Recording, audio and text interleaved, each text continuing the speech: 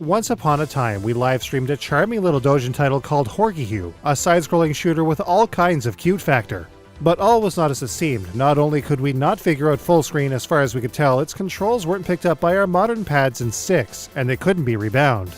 This meant that, at the time, we were stuck using a keyboard. Not exactly optimal, though our trusty USB Saturn pad did end up working in the end. Thankfully, developer Pixel was privy to bringing Horgihue to home console, and they'd do it with all kinds of enhancements and tweaks, which is where we're picking up.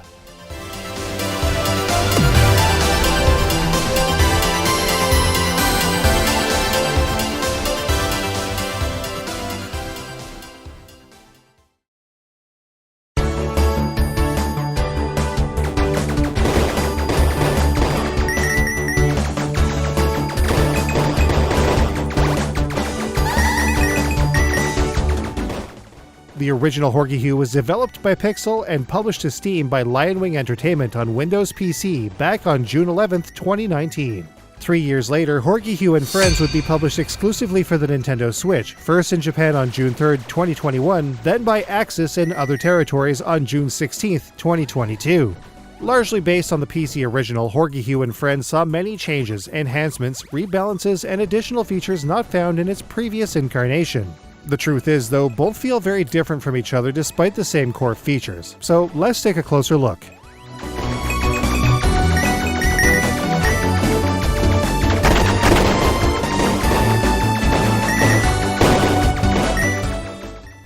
There's a lot under the hood of Horgihue and Friends that make it an interesting sum of its parts. Newcomers might find it all to be a little daunting, but veterans will immediately pick up on what this game puts down. Let's start with the basic controls. Horgihue and Friends features typical 8-way digital control and a snappy rate of movement. It feels good most of the time, but admittedly there will be times where it may just be a touch too fast, but more on this later. Starting out with just a basic shot, players will fire Hue's weapons with the B button. As players gain access to additional weapon systems such as lasers, bombs, and missiles, they too will be fired alongside the player's basic shots with the same button. The HUD at the top of the screen will display the player's lives, weapons, gems, score, and so forth. Under this information resides 2 gauges that will gradually fill as players go about their business. Once full, the blue gauge will allow players to perform a loop using the A button, which will put Hue into an invulnerable state, followed by a brief period of invincibility. This is a handy split-second defense technique that allows players not only to avoid shots, enemies, and bosses, but also traverse killer terrain and impassable objects with a bit of skill. However, while the loop worked well enough for us, it felt a little off. Not to the detriment of the game, mind you, but it took a bit of getting used to, which, you know, is fine. It will very likely catch many others off guard at first, though. Additionally, it's very difficult to parse when the player's invincibility ends. Any gems on screen will also be drawn into the player if a loop is performed. Not only does this do a great job of collecting a lot of gems at once, it's also very helpful when collecting gems from failed bosses. There's also a yellow gauge, which serves an important function. If the player is hit, they will tumble to the bottom of the screen where they will lose a life if they impact with the ground or water or what have you. However, if players mash the A and B buttons while wiggling their directions quickly, they can recover just as players would in Namco's Sky Kid. The more full the yellow gauge is, the easier this will be. Fans of Fantasy Zone are likely to dig Horgihue's weapon system. Howard's Lab will appear from time to time in every stage, allowing players to purchase and change various weapon and defensive systems, increase or decrease Hue's speed, and even purchase extra lives. In the case of Speed Up and Speed Down, this allows players to adjust Hue's speed to suit stages that require more precision than the player's aforementioned basic speed allows, though we've found this not to necessarily be necessary.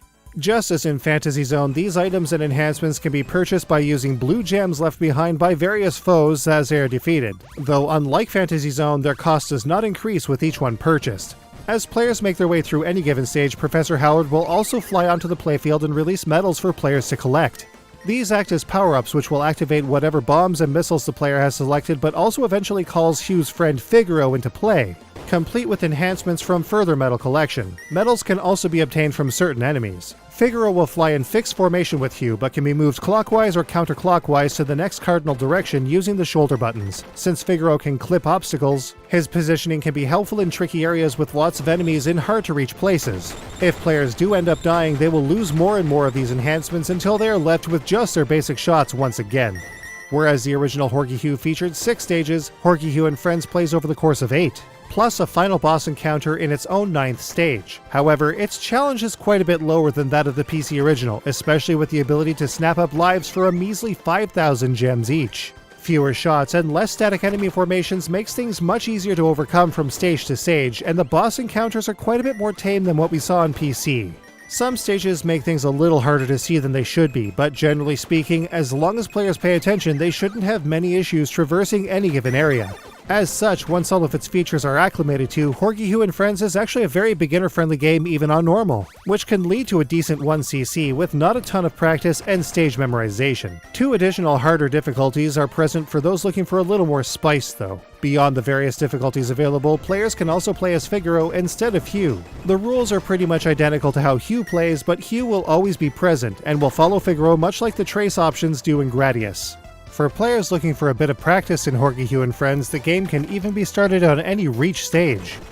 Finally, players will gain access to a game mode called Eiturday, a basic city building mode that opens up a few extra features. These include Angela's Shop for special game-enhancing items, Crispin's Cafe which opens up a BGM jukebox, and more. Eiturday is repaired and rebuilt using gems left over at Game Over, so enterprising players with a little more skill can really capitalize from a good run. Horgy-Hue and Friends also adds key rebinding, life management, and a neat little in-game play manual to the mix, which is nice. We really like the gameplay in Horgy-Hue and Friends when all is said and done, but we kind of expected a 2-player mode to be present in this release. It looks as if it could be a co-op game given this HUD, but for whatever reason, both sides display whether using Hue or Figaro. Oh well, maybe in a sequel. Horgy-Hue and Friends with buddies. I don't know. All in all, while this isn't as intense as its PC predecessor, its general performance and gameplay at large is quite a bit better, even if it is just a bit too easy overall. The best news of it all though, there's as close to no input delays you could hope for on the Switch, resulting in an extremely tight, responsive game. Bonus.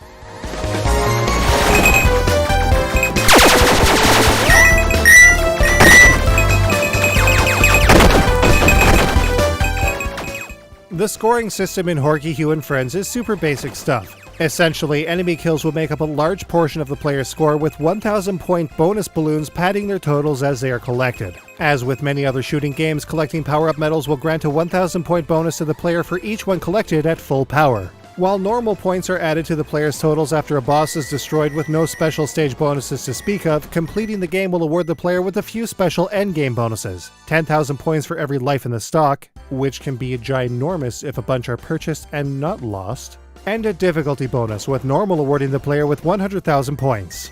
Simple enough, but while the player's high score is always displayed at Game Over as well as in the options menu, there are otherwise no local leaderboards, let alone online ones.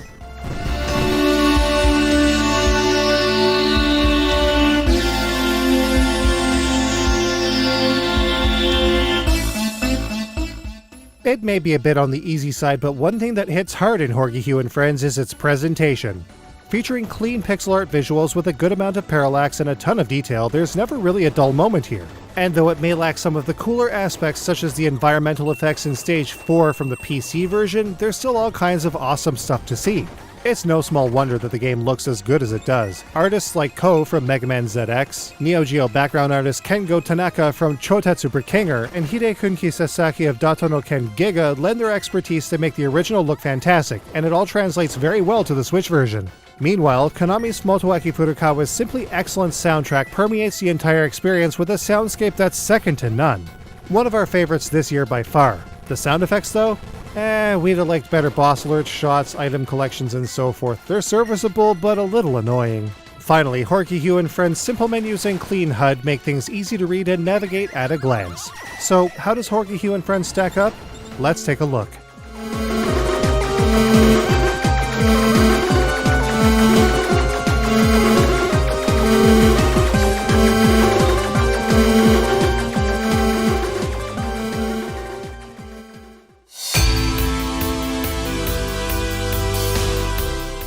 With its ultra-low lag controls and decent rate of movement, Horgy-Hue controls rather well. Except for the loops, they're a little wonky and will need to be used frequently.